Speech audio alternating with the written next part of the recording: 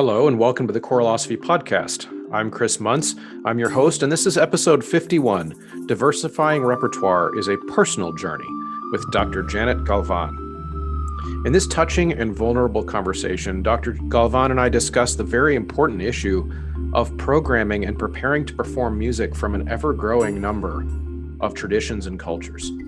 This can be an overwhelming topic to approach in many ways, partly due to the sheer number of styles and performance practices that exist.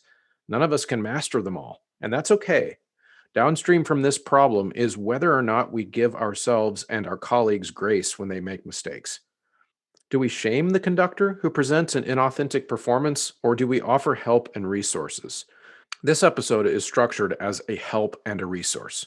Dr. Galván has done tremendous amounts of work in the trenches on this topic in her storied career, and that experience has left her with some very solid practices and procedures for each of us to use when we approach a new style of music to introduce to our ensembles. And when I say in the trenches, what I mean is by doing it, by actually doing it, by digging in and putting a concert together, knowing that the music that she's about to present to a choir is not the music that she grew up with. And you have to develop a practice, you have to develop a procedure, which I'll give you a hint is very similar to the procedure we use with all other music. And I think that's kind of the point, is we need to get to the point where we are approaching all music with equal respect. I think we all agree with that concept, but it's the how to do it.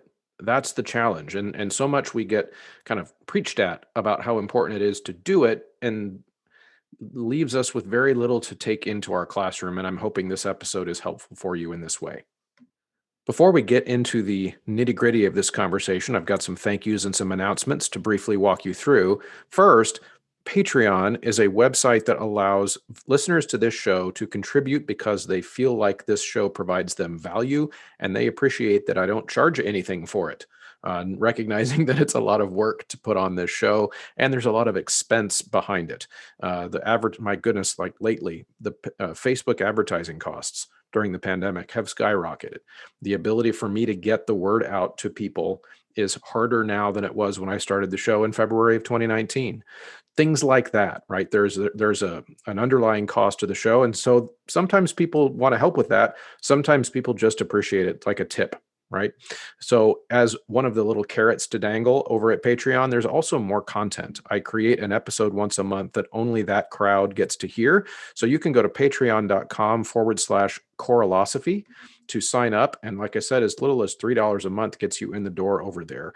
There's also a producer level that you can opt into at the $10 a month level.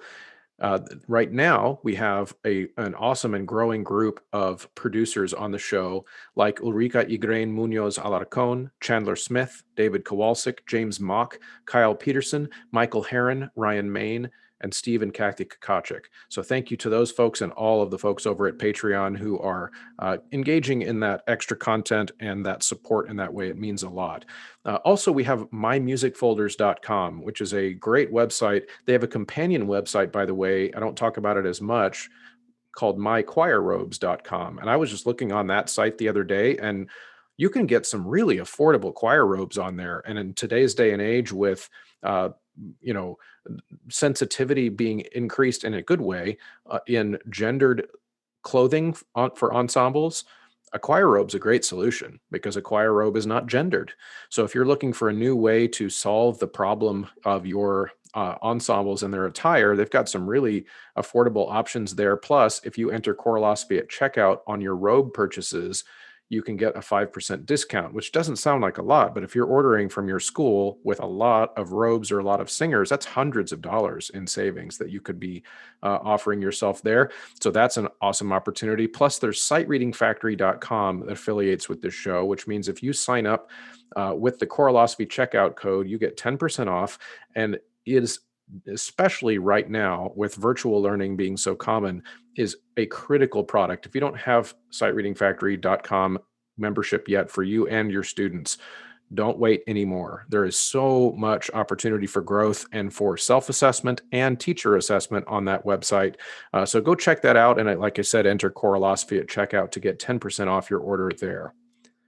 Okay, last but not least, we have a convention that we are trying to bravely forge forward with in April in Atlanta. It's April 9 to 11, so it's a weekend. So we've got this centered around a weekend. We know that professional development in person is pretty much a thing of the past, at least anytime soon. So we're going to be optimistic and create an opportunity to get together a small group. We're going to cap it at no more than 60 people. So the first 60 that sign up get to do it. And the idea then is we can control social distancing, we control all kinds of safety things there by doing it that way. We've got a hotel reserved that is understanding of the fact that COVID regulations could kick back up in the spring and we have to pull out, and they've said that that's okay.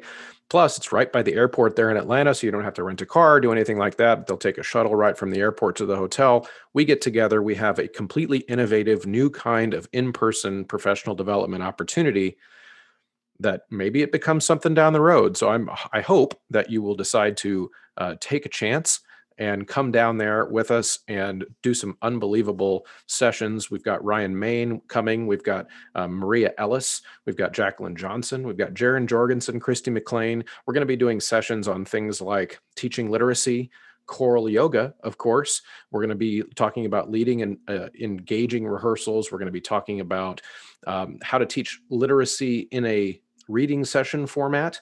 There's all kinds of things that we've got planned. And there's just more and more coming. So make sure you get signed up for that. I think it's going to be a great opportunity. Okay, that's it. Here we go. It is time for you to hear my conversation with Dr. Janet Galván. Okay, everybody, I'm here with Janet Galván, and she is, of course, a well-known name to all of you in choir world, just a legendary luminary choral director, and I'm so honored to have her on the show. Welcome, Janet. Thank you. I'm so glad to be here. Honored. Good. We're excited to talk. We're going to talk through a variety of things tonight, but of course, going to center our conversation around some ideas related to programming, diversifying programming, maybe even stretching our own personal boundaries as conductors of what types of music we feel comfortable with. We'll dive into that in a minute. But first, I'd like for you to introduce yourself to the audience, for maybe the people who don't know your work and your background. How was it exactly that you maybe went from little Janet to grown-up Janet, who's collegiate music director and choral director, and have spent your life doing this? How did that happen? Well, started with how much do you want to know? Started with my mother singing around the house. I had country musicians as cousins. My granddad, I never got to meet, but apparently he played country fiddle. Uh-huh. And I grew up in a church. So I, as a toddler, apparently sat on the minister's knee at the Sunday night service and sang solos. And I remember singing in the children's choir, holding a book, but I couldn't read. But the children's choir was very, very crucial, and learned to play piano by ear. And eventually my mother said, okay, we really need to have her take piano lessons. And music was such a big part of our church, very singing church. So I learned to play piano, played at church, was loaned out to other churches when they needed it. I don't think I was that good, but apparently, good enough to help people out on a Sunday morning. And elementary school choirs played a very important part in my development. And in seventh grade, met Dwayne Best, and the magic began. He was so inspiring and built such a beautiful sense of community in Eden, North Carolina. And then he was also my high school director, and of course did the musicals. So I just really wanted to conduct from the time I was in the fourth grade. Mm. I wanted to sing, and I think if I had known, if I hadn't been a hick from North Carolina, I might have actually gone to New York and auditioned for Broadway. But luckily, I didn't think that was even possible. That was not in the realm of thinking for a little girl from Eden, North Carolina. So I taught, and I taught public school in rural areas of North Carolina, and then took a year off to, life happens sometimes, and then ended up going to finish my doctorate. I did my master's um, right after my undergrad, which I don't advise for anyone, but for me, it made sense because I started school at 17 Mm, and did not get the voice teacher who changed my life until I was a sophomore. And I mm. just felt like I wasn't ready to be my own teacher. And I got offered the choral assistantship. So I said, okay. Yeah. So it just, I think sometimes the happiest things just happen to us. And I wish I could say I planned that out so beautifully, but I didn't. It just happened. Yeah, that's wonderful. And one of the things I love, and one of my favorite things about getting to do this show as an opportunity for me to meet people like you and ask your story is that I find there's a pattern where so many people that I ask that question to, of like, what got you going in Mhm. this art form, is there's usually some catalyst teacher. Like there's some person that we met along the way that inspired us, and it just makes me, it kind of reminds me, our jobs are important. They Very. they lead to something for somebody. You never know when.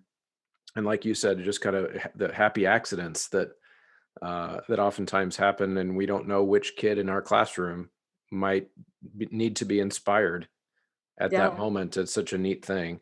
Um, so yeah, I appreciate that. That's a great background. Just to and so why don't you just real quick then that's the background part. What's your day to day now?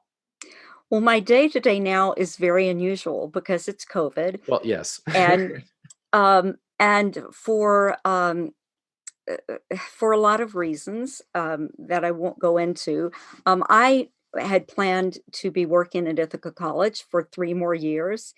And last summer, I decided my husband retired, and I decided that I would go 1 more year.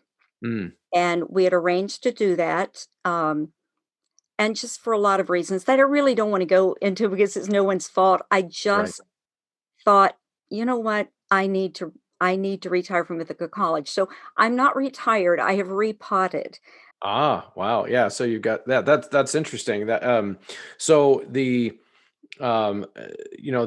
day-to-day kind of routine obviously in the last year has shifted probably pretty dramatically for you, just feeling obviously like a lot of us were slamming on the brakes with lots of things. Mhm. And so let's kind of pull our conversation back a little bit before the apocalypse, when we were all doing normal choir things. Right. And one of the, centering in on the topic that we're going to kind of focus on tonight, of with programming and choosing repertoire for your concerts. If you had to say, if you had to name kind of an overarching philosophy that you follow, could you do that, or is it more of a practice? How do you go about programming for your school year or for a concert? That's such a has been such an important part of my life.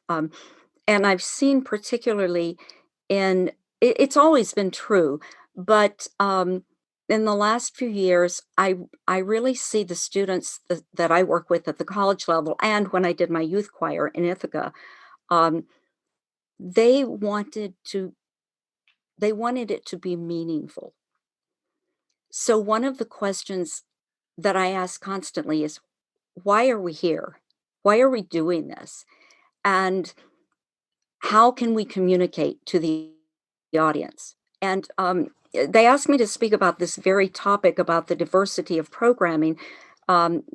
The faculty council at Ithaca College asked me to speak to the faculty about it because I'd been doing it for so long, looking at diverse repertoire. And I like variety. I love variety. And I grew up singing on Sunday mornings, we sang classical music upstairs. And on Wednesday and Sunday night, we pulled out the purple books and I sang tenor an octave higher, Uh-huh. in the basement and did what was called, white gospel. And then my choral director also in the high school, we sang classical, but we sang quite a variety of styles. So I like that. And many years ago now, I heard this CD. It was called a compilation of the world's greatest choirs with a little subtitle called From Om to Amen. And Mm. it was so exciting because you would hear Tibetan monks, and then the next thing would be Mozart, and the next thing would be a gospel choir, and nothing was treated as other. And that had a huge impact that I realized so much of the music is treated as other. And we know it's the Western European tradition. Um, and I didn't want to treat it as other. The World Symposium on Choral Music really affected me when I realized the whole world doesn't dress all in black and stand still. I mean, I'd done movement before, but Mhm. clearly that was huge. The Tapiola Children's Choir, where you had children walking out from the chorus, pulling out their violins, playing Finlandia better than any youth orchestra you ever heard. So studying West African. So all of this led me to not just do a diverse repertoire, but to incorporate it into the program. One of the things that makes me crazy when I go to conferences, and I did change it for a couple of years when I was in committees, is having a separate reading session for, I don't even like the word multicultural. We haven't come up with a good word for that. And I think mainly because when we say multicultural, it's other. So Yeah. rather than doing this reading session where only the people who are interested anyway are going to go, my idea was to let the chair of that committee give pieces to every division. So in the women's choir, or treble choir now, I'm sorry, in the treble choir, you're going to have infused this music so that if we could wipe out this sense of other and realize there is more than one tradition because we're living in a pluralistic society. And I really want everyone to be able to see themselves in the curriculum because I think that our choice of music either empowers or marginalizes. So then the trick for me is how do I put this and make a beautiful cohesive program? I love the masterworks. I love all of them. So I remember one summer there was yet another shooting of a black man in Minnesota. And one of my former students wrote this beautiful post.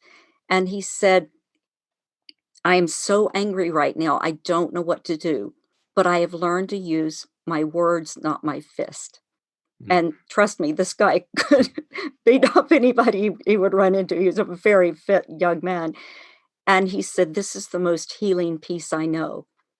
It Mm. was Moses Hogan's We'll Walk Through the Valley of Peace. Oh, I yeah, said, absolutely. that's it. That's the center of my program. And so that's what we did. And we surrounded the audience and sang it. But then I said, take your music out with you. We invited the audience to join us and we sang it again. And it was the most beautiful experience. So I'm trying to look at my audience. And look, we're spoiled in schools. You're spoiled in school, but not with Cantoret, right? You Mm. have to get box office. Right. So Yeah. I'm in an institution, or have been for 37 years, where I am teaching people how to negotiate, how to be musicians, but also how to negotiate in the world. So we do a lot of projects about how do we get people to our concerts. So if you look around and think, who's not coming? What could we do that might bring in the people whose butts aren't in the seats? Pardon, that's a little crass, um, but that's sort of what I do. And luckily, I love a variety of music. So um, so I just start building the program, and I'm on YouTube listening to conferences. I One of the reasons I'm on Facebook is because people post their pieces. Um, I learned a beautiful piece from Gary Packwood, this beautiful arrangement of "We Shall Overcome" when I was down working with his choir. So just finding all of this repertoire and figuring out how it could speak to me. And I've some of the things I've done very purposefully. and um, some things have just happened. So one year I planned Regularly Gay by Joan Simcoe. Mm. And so we were working in that, and I looked at the students, and we were doing the lighting for the day. And I just looked at them and I said, rainbow lighting? Is that too much? I went, no, that's great. You got to do it. So at the concert, when the lighting came up and people had the programming, they broke into this huge applause. I had people after that concert come to me with tears in their eyes, telling me how much that meant to them. That's really important. The year that we did Amat Ramage's My Heart's Friend with the treble chorale, which at that point was an all-female group, um, there were people again because it was acknowledging. And again, they felt empowered because they were there. And that has happened to me so many times in my life. In New Mexico, I did a Nunez's 3 Dominican folk songs, and it happened to be in the hometown where in New Mexico where my husband's family is.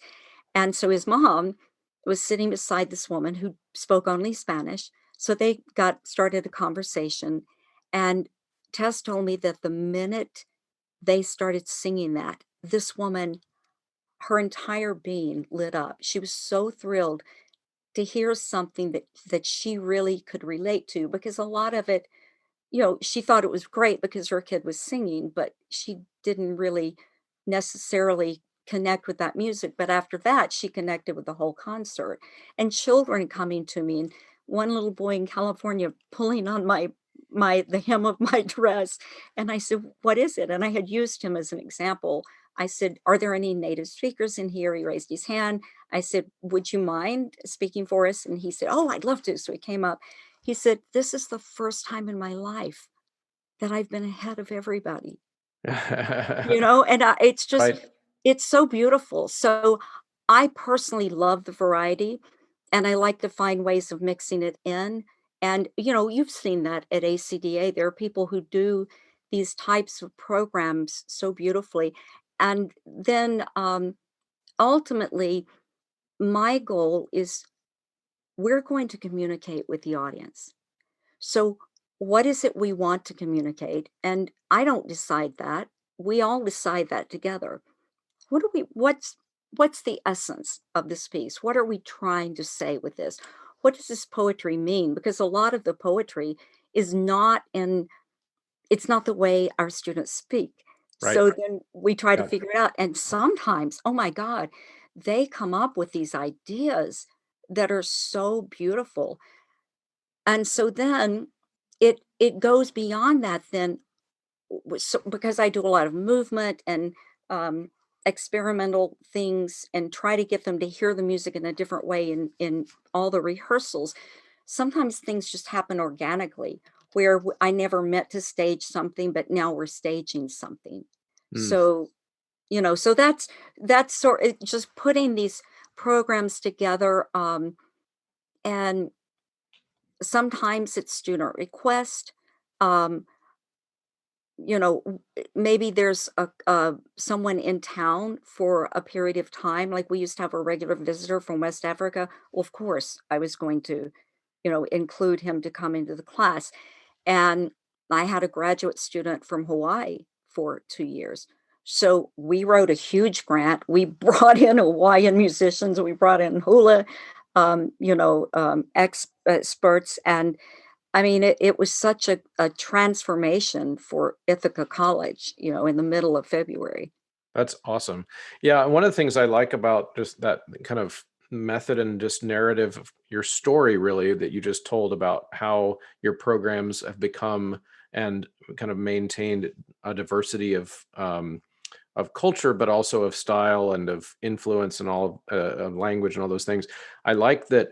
Well, put it this way: there's this term that's relatively newer on everyone's minds in the last 7 or 8 years, that's tokenizing Oh, things, which is, and I love that what you describe is that you just have a genuine curiosity to have the program reach as many corners of humanity as you possibly can, rather than, okay, I got to go find a X number of pieces from this culture. I need to go find X number of pieces from this culture, which I think we all need to have kind of as our goal. That's not really the point. But if we all have the goal, like you just described, of I just want to be curious about as many different places and times and peoples that I can possibly expose these kids to, and especially because you told the story a minute ago of people being in the audience that you couldn't have necessarily anticipated were going to be in the audience, but they found something that resonated with them. Because when we get up in front of an audience, maybe there's 500 people in the audience, and we have no idea who might be out there and might hear something from their childhood, that they just had never dreamed that they might go to a choir in the US or choir concert in the US and hear something in their language from their childhood. And I've had that's it's so it's I think that's the right approach. Have you ever come across in that approach? Have you ever had to deal with, let's say you come across a piece of music and you have that curiosity. You say, I've never done a piece of music in this language before, or I've never done a piece of music in this style before, and you feel kind of maybe unqualified to deal with it. And do you have a process for that? Of course, there are certain things we can look up and we can research, Oh, but sure. do you have a method for when you come up to a piece that you want to try, but you're just not sure how? It depends on the piece. Right. I'm going to interrupt the conversation briefly to remind you that there are some pretty awesome perks to being a listener to this show.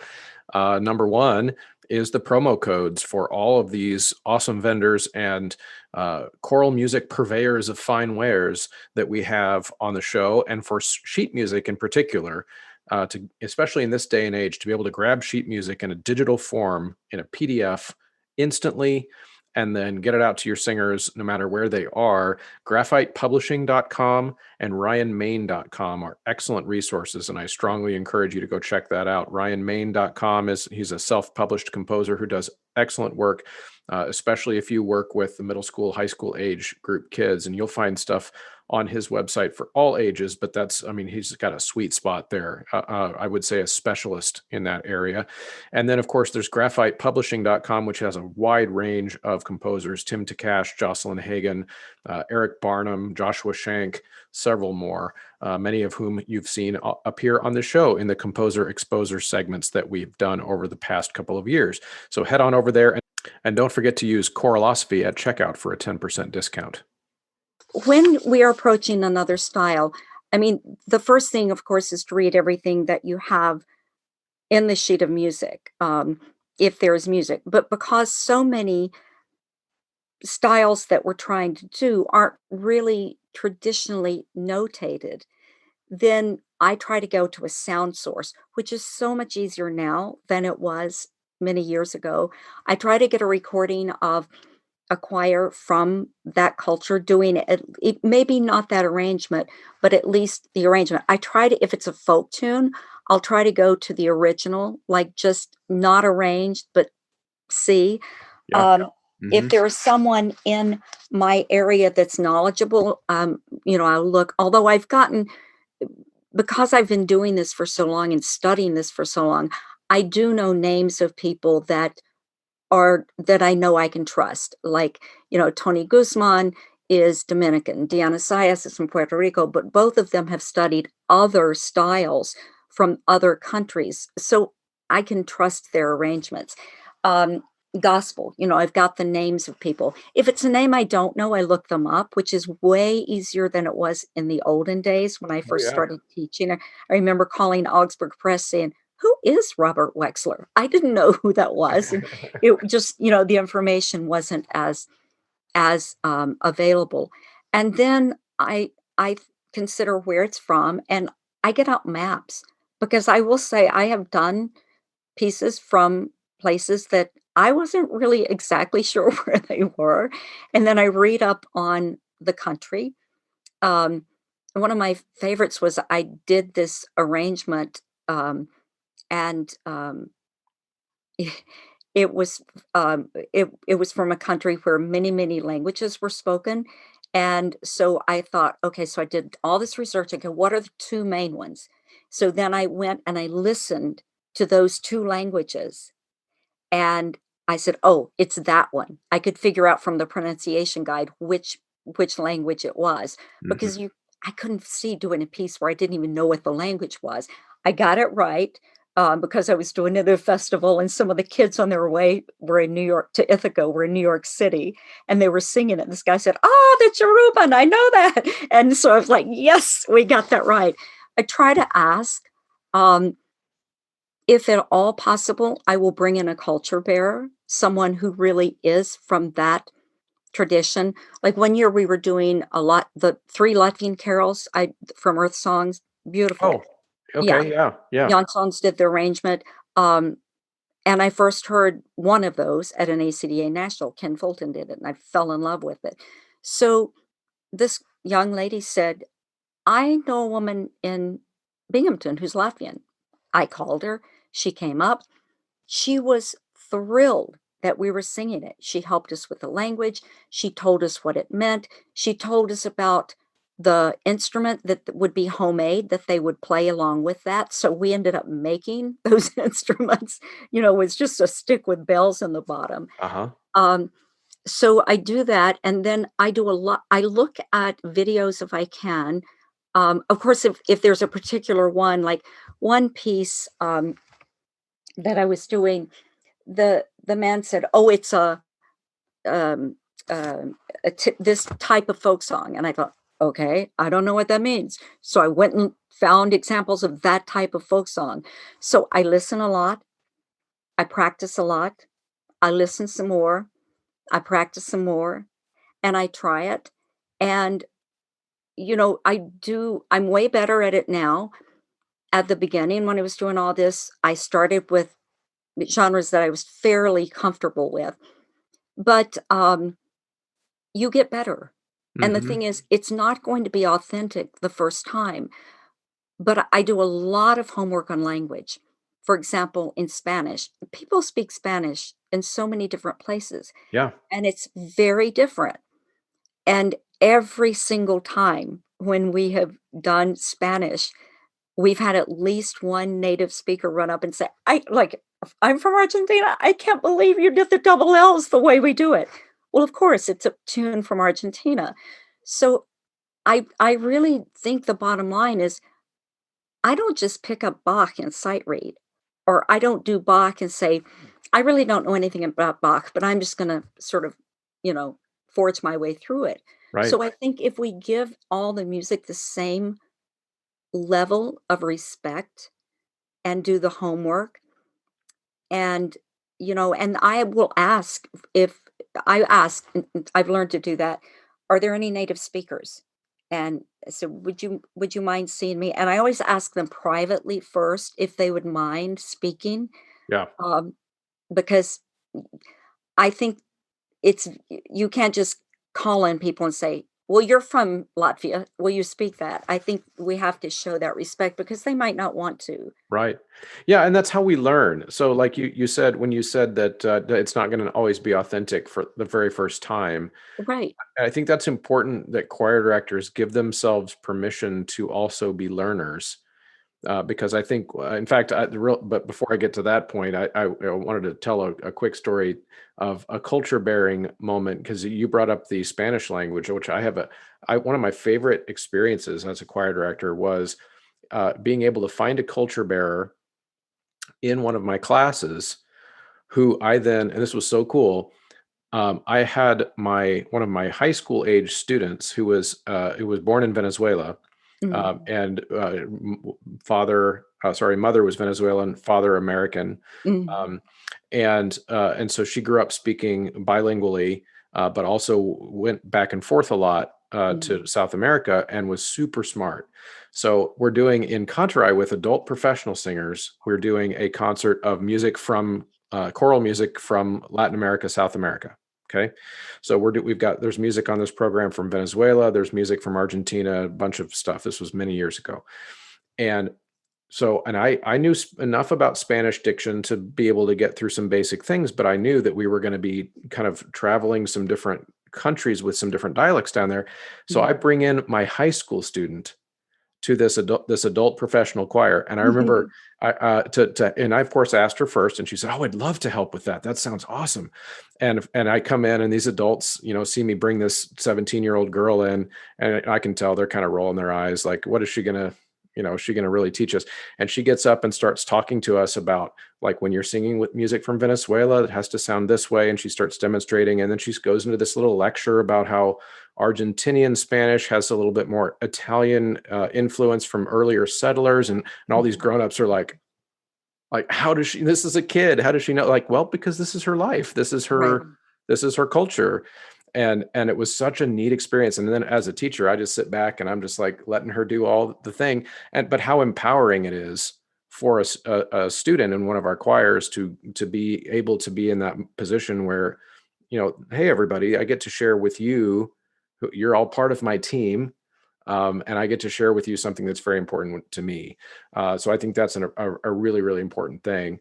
But back to the idea of us not always being uh, necessarily authentic right away, and giving ourselves permission to kind of fumble through. I'd like to get your take on this, because I feel like sometimes in choir world, we are, and maybe because of social media and because of some things that happen on social media, Mhm. sometimes we're a little bit nervous to try things that we don't feel authentic with, because we're afraid that we might get criticized for trying it, having it not be authentic, Mhm.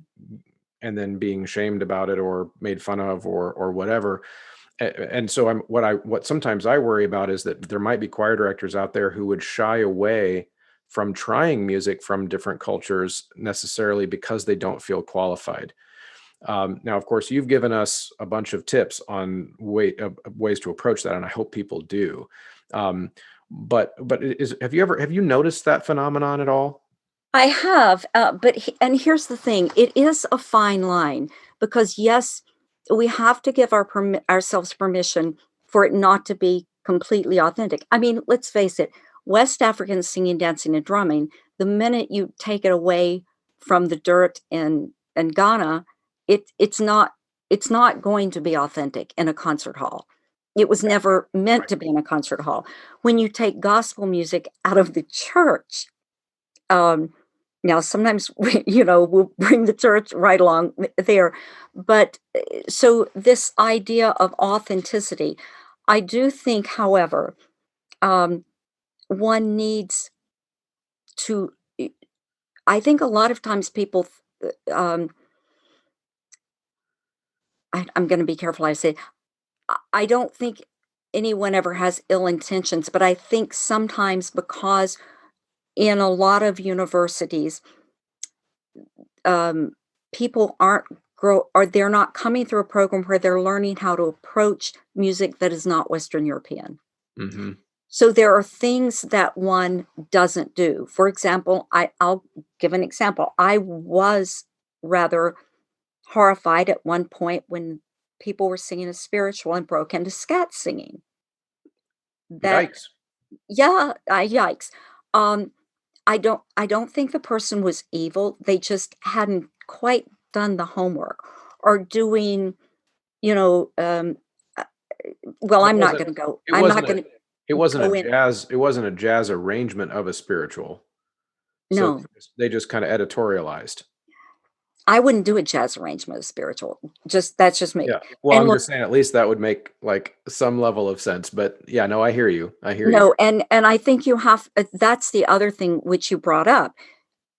Before I would do well, I wouldn't do an arrangement of spiritual myself, but, I think we have to look at the historic content and the cultural context. Hmm. How is this music used in society? That's very interesting to the students, to the singers.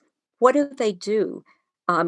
Is there this wall between the singer and the audience? In many traditions, there's not. In many, there are.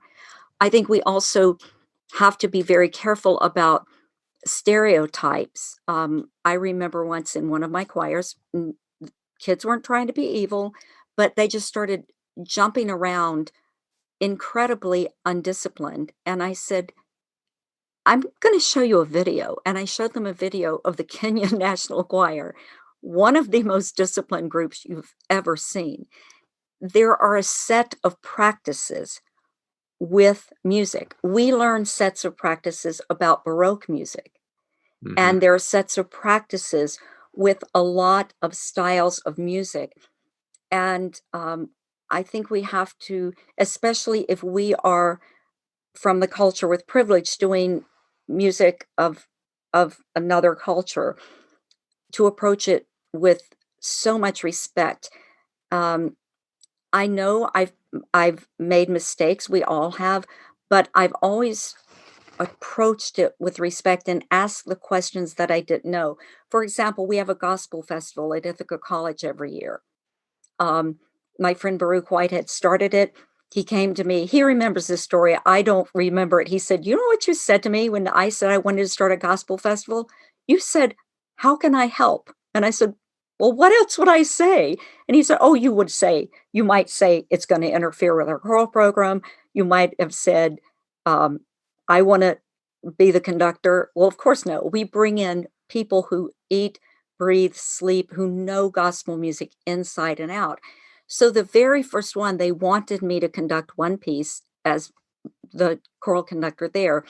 And I said, okay, I grew up doing this, but I still consider myself only a student of gospel. And Black gospel is not my culture. And Hmm. so I said, tell me how I can do this better. Tell me how I can do this more respectfully. And this wonderful community of people would give me tips. I'm so much better now, because of Chantel Wright, because of Linda Hall, because of Brooke Whitehead, because of all these people who Raymond Wise, Keith Hampton, they they allowed me to be taught, and they gave me so much freedom in learning, and were honest to say, I mean, no one ever said this is wrong, but they just say, oh, right here, here's one of the things you can do here. So I think that's a big thing, is being open to being a student Yeah, and absolutely. find out, and also that historical context. um Learning, I learned this summer in reading this incredible book about spirituals, some better ways to speak about them. Sorry, I didn't mean to. Oh no, you're fine. I think that one of the things that you said in there, I think is really important that needs to be highlighted, which is just pointing out that music from really no matter where it is, and really even when it came from, has a set of practices that go along with it, and it's very possible that they are not the set of practices that you or I may have learned in college. And there's a mixed bag there as I see it, in that um, time and resources at a collegiate program are limited. There is no, like, yes, we can talk about collegiate programs needing to diversify what they teach students. Of course, knowing that that's on one hand, but on the other hand, we can't teach kids in 4 years all the practices of all the styles forever. But we don't have to, I don't think. I think what we do is we teach them simply what you said, which is to just remember that every style you approach has a set of practices, and it's probably not the one you learned. So if we kind of go into it with that knowledge, that then at least we become that student that you talked about, where we're saying, okay, so what are the practices that I might have missed? So a good example of this would be, I think one of the examples you mentioned was some movement. I think you were referring to some movement ideas in the Kenyan choir, right? Well, if I was not raised in that culture and I was not taught that those things are pretty um, uh, understood, almost like performance practice would be to a Baroque singer with ornamentation. Like if you're a 21-year-old singer back in the Baroque period, you grew up hearing those ornaments, and you grew up understanding them in the same way that somebody who grows up in Kenya knows, right? So I start to look at that and I say, well, okay, I might be tempted as somebody who was raised in this culture over here to just look at that as just, they just happen to be moving a certain way. It's no big deal. and so I could just move a certain way and it's no big deal too. But then I think that gets into that's where we get into ourselves into trouble, is because then we're prioritizing that I learned my style in college, which means it's a it's an academically important thing, Mm. and their style is just something that they do. It's just something they do. And whereas if we approach it in more of a like an exploratory, I want to learn what your practice is. I want to Right. learn when I move this way, does what am I doing that's making it, you know, not seem authentic? And even if we're just asking and we're just exploring, I think we're doing what we need to be doing. I remember once, when I was doing the National Children's Choir way back in '95, and I had a Finnish piece on the program. And so that year in auditions, this young lady comes in and she said, "My name is Ea Pekala." And I thought, hallelujah. So I saw her after. I said, "I'm working on a Finnish piece. Could I ask for your help? I'm happy to pay you with the language." So she came in, and first I played her 2 recordings. One was beautiful. It was done by a North American choir. The other was a Finnish children's choir. I said, "Which is the Finnish?" She said, "Oh, that one." I said, "Tell me exactly what you hear that tells me that this is not the Finnish choir." And it was fascinating. She took me through this list, and then we sat, like looking at each other's mouths. I would say the Finnish and I say, "Tell me everything I'm doing wrong." And then I was so blessed because I happened to be, when I was doing a rehearsal, this woman came in and was watching. She walked up to me after the rehearsal in Washington, D.C. She said, "By the way, I'm a voice teacher." And I think she was Finnish. And I said, "Oh my God." So then I brought her in.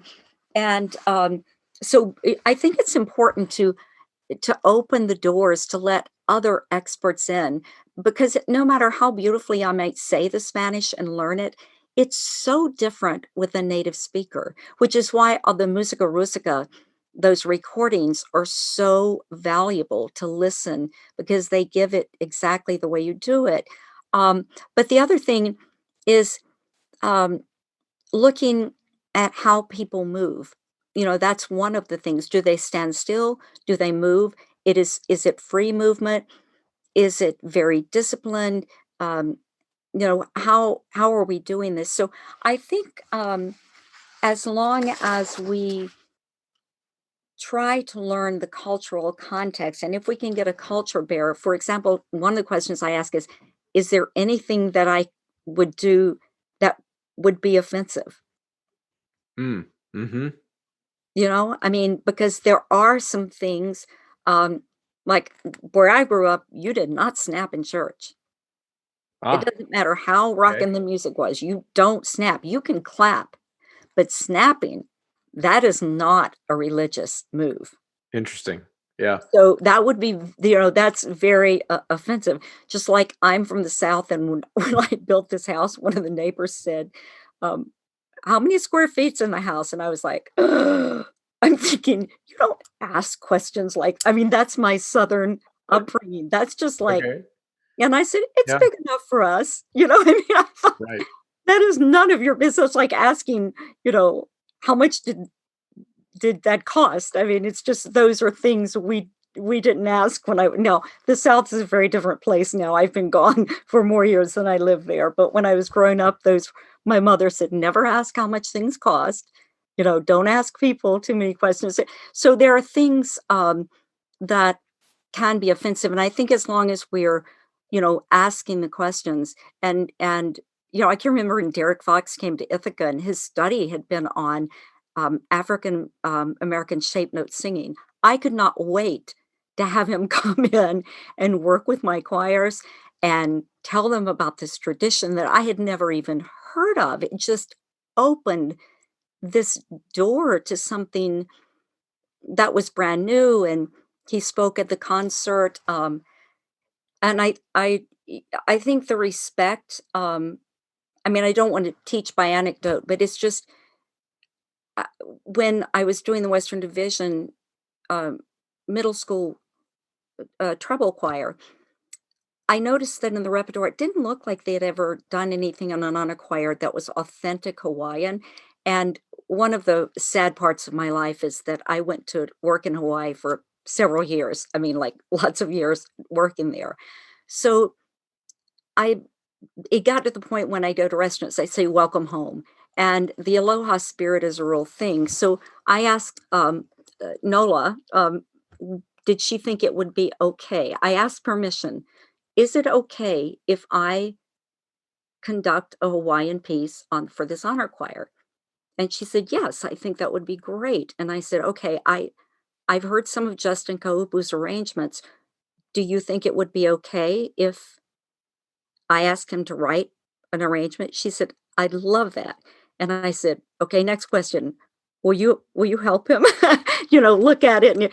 And so I was so thrilled. So this whole contention of my friends, including Kumahula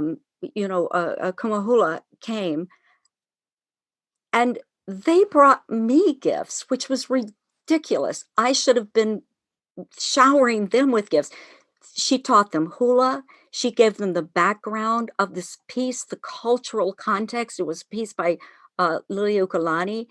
They all talked about it. It was you could just see those young faces just mesmerized by this whole world that they never knew. It's the same as when you introduce an all-state piece. Like I remember we were doing Brahms for one all-state, and we sang it through with my high school kids who were going the first time, and one of them looked at me and said, "That's beautiful." It's the same thing. You're opening this world, Right. and we've had the time. But back to what you were saying, I don't think we can teach all the practices, and it's one Right. of the mistakes I think that as a choral community, everybody gets so excited, I don't know, about 25 years ago about multicultural music. So they would do entire concerts, and that's one of the things I say, take one practice at a time. Don't try to do because then what happens is you can't get into the depth that you need to get into, Yeah. and then it begins to sound the same, not because it is, but because we're treating it that way. So I think just take it a step at a time. Um, there was something else you said that I reminded me, but yeah, taking it the one step at a time. And oh, I know what it was. Teaching them how to teach themselves, which Mm. is what I think was the greatest gift my voice teacher gave me. He taught me how to be my own teacher. Obviously, I need other help, but at least I can do some things on my own. Yeah. Yeah, absolutely. And I think that, the story you told about the Hawaiian piece, I think I have a theory that kind of that reminded me of that relates to this, maybe what was going on there. So you're talking about someone bringing you gifts, regardless of even though you felt like, well, I should be the one giving the gifts here because I Exactly. feel so grateful. But well, in my experience, in doing music from cultures. So I'm just going to try to, I know we're always told that we can't really ever know what it's like to be someone else and from a different culture, but I always believe that we can still try. Like I can try to Mhm. empathize, right? And if I'm part of a minority culture in a country, right? So I've moved to a new country and it's not Mhm. everyone else. I don't think I necessarily would need my culture to be reflected all everywhere around me. I would just want to feel welcome. I would want to feel welcome, and so and I've had this experience in my school choirs and in adult choirs where, I have someone come up to me from the audience that I never knew would be there. It just was so grateful because we happened to do something that was from their culture, Mhm.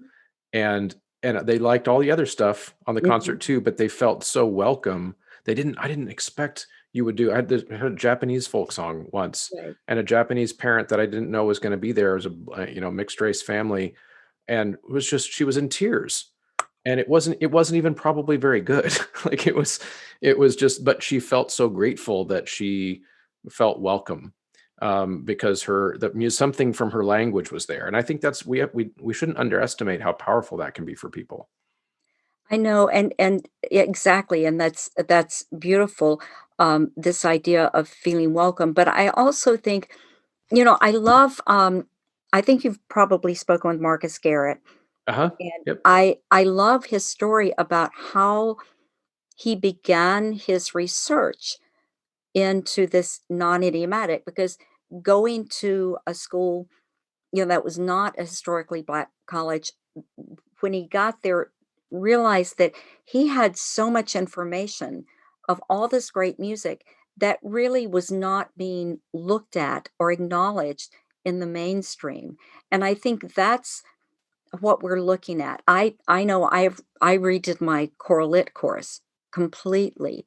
And there's already not enough time, but I just went through and every period changed it so that there was more representation, because I think because of, well, it's just the world has opened up. So like now we have music from places that we never would have had music from before. Hmm. And but also I think being aware, because even at Ithaca College, and it's an enlightened place, but way back, like in 1990, I brought in a person to teach West African singing, dancing, and drumming, and we did um, some pieces. And on that same concert, we did an Inuit piece, and there was a lot. There were a lot of different sounds, and I honestly thought they were gonna say, "Well, Janet, it's been really nice having you here, but we can't have that on the floor." But everybody loved it, and that's part of what I think inspired, because every time I would do something that pushed the envelope just a wee bit, the response was always so positive. And I felt people are hungry to have something new and different. And just like why I started doing presenting pieces um, differently. And I think the respect is a big part of it. I'll have to say, the first year I went to Hawaii, there's no way I would have asked anyone, did they think it would be okay? But I felt like, okay, I can at least ask, and they might say, "No, you shouldn't do that." I really wanted an honest answer, and, I asked people that I felt that I could trust to give me that honesty, and,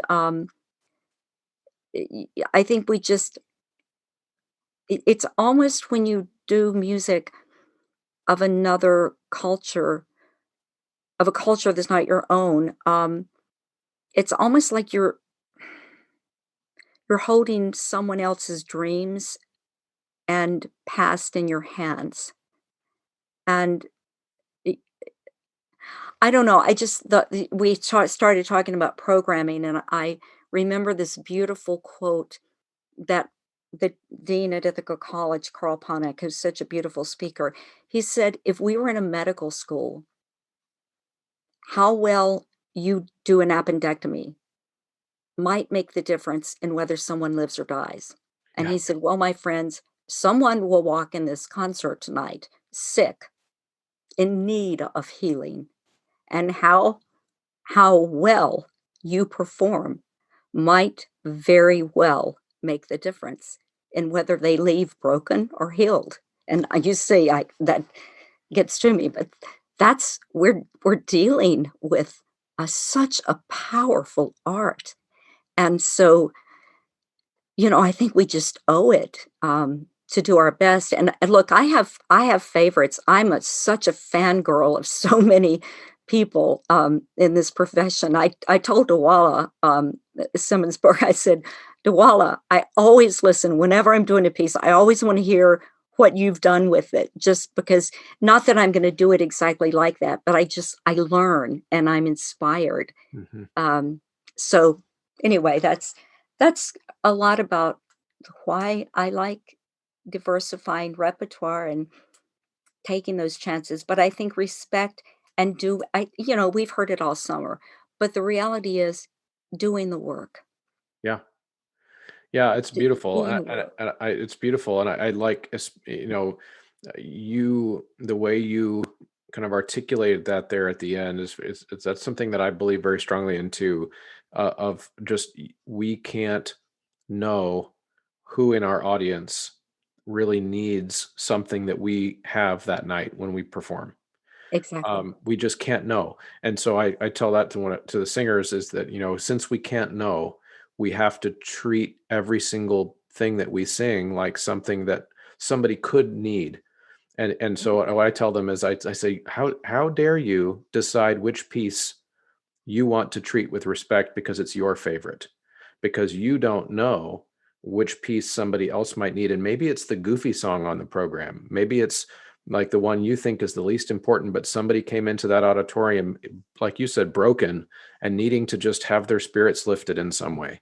And you might look at it as being a silly piece, but that person really needed to just have something light, and maybe it's the piece that that's really hard and challenging, and somebody really needs to think, and take their mind off something. We just don't know, and I think that's a really important, very powerful part of our job. I think that's an awesome way of explaining it. So before I let you go, one of the ways I like to end different talks like this is, we've talked a lot about diversification of programming, which I think you've just written a manual here for us at the end, which is great. But on any topic really that you think is important, is there anything that is maybe that the choir world should be talking more about, but we aren't? I really think that we need to talk more about why are we here? Mm, Why are we here? What are we trying to communicate? Um, how are we going to lift up every student? And look, uh, we I don't bat 1,000. I try, that's always the goal, and I can think of many times when I think, "Ugh, I fell short there. I didn't let that student know just how much they meant to me." And I think a lot of our why are those singers standing in front of us. yep. And a lot of our why is that audience that comes to listen. Uh, what are we trying to say to them? And so then the why becomes, if I really want to communicate to the audience and empower my students, what music is going to do that? Hmm. And I love, and it's not that I want to do all new or all, things that are out of the Western European canon. I love getting the idea of taking the students' hands and saying, "Students, here's Mozart," you Hmm. know, and acquainting them with that if they've never had that, because that was done for me. I I didn't know. My daughter's an professional opera singer. Going to college, she had no interest in. She grew up in our house. My husband's a clarinetist. She wanted to do musical theater. She fell in love with opera the first time, so we switched from going to Broadway shows to going to the Met. It changed overnight. We still go to Broadway shows, but she wanted to go to the Met. So I think, um, why are we here? And the other thing is, and there was a lovely article um, about this in the recent Choral Journal, but it's more than programming. It can't be, okay, done. We have to really dig in. And I find myself so much better musician now for having learned these things. I mean, Tony Guzman came one summer to Ithaca. Oh my Lord, we had such a good time and I learned so much. Um, uh, and I find myself a much better musician, um, as we do that. But it's more than programming. He talked about it as the low hanging fruit. I think if all you do is put it on your program, it is. But if you do it in a thoughtful, meaningful, respectful way, I think it can have great impact on the students. Absolutely. That is very well said. And we appreciate, of course, all of your time and your wisdom. with this conversation. I think it's going to be really helpful for people. So thank you for coming on. Oh, thanks so much. And look, I want to make sure I don't hold myself up as like this is it's just I've done a lot of work and I will continue to learn. I am still learning every day. And this summer I talked to so many friends. During all of this summer, I just said to one friend, I just feel like I need to listen.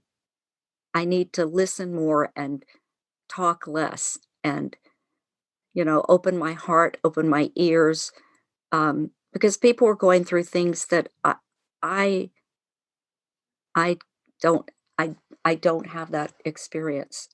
But it's important to be an ally. And so this last year has been a lot of studying about how to be a better ally.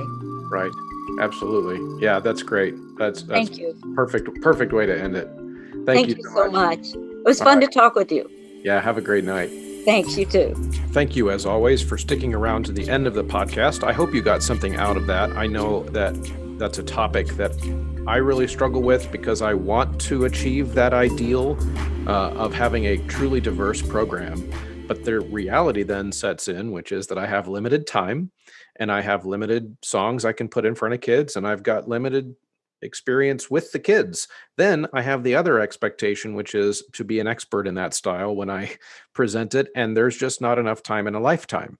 And so, really, I think what's going on there and what you heard us discuss is if your process is aligned, so that your process is the same to explore, to discover as much as you possibly can, then you are doing the work that the music deserves. And it's okay to have it not be perfect. And I think that's really important to spread that message, to hear that message, that if you're doing your due diligence, that's enough, right? And part of that then becomes growth over time. So as always, if you're still here, that means you probably did get something valuable out of the episode. And so what I hope you will do is take a few steps to show your appreciation and help me spread the word. As you heard me say at the very beginning of the episodes, it's getting harder and harder. This Facebook stock is doing great in the pandemic, by the way, and this is partly why. They know that we are dependent upon them for our small businesses, and they're fleecing us. So help us out in any way that you possibly can. And here is the kind of the list of things you can do, the super easy one-click things: like, share, leave ratings, leave comments. Anything that you choose to interact with the content that you see, whether it's Instagram, Twitter, Facebook, for the Choralosophy podcast, helps other people see the content. That's really, really important. And that's a free way to help. Then, of course, there's the Patreon page, patreon.com/Choralosophy, which kind of unofficially is underwriting the cost of this Facebook advertisement and social media advertisement that I have to do to get people to listen. And that's the vicious cycle there. So that's very helpful. And then, of course, there is also the using of the promo codes at all of these awesome vendors that support the show. And the way they support the show is by allowing you to choose voluntarily, if you buy their product, to use that promo code. It's a win-win. Win for you, win for them, win for your program, wherever, and you're getting great products and services in the choral world. So all those things are very, very helpful. And when I say that the show is completely listener supported, that's what I mean. It's just me talking into a microphone with these awesome guests, and then you choosing to help spread the word. That's how it all works. That's the biz of the podcast world. And it's so much fun. I love doing it. But if you're available to and able to do any of those things to help, you're the real MVP. Thanks, everybody. See you next time.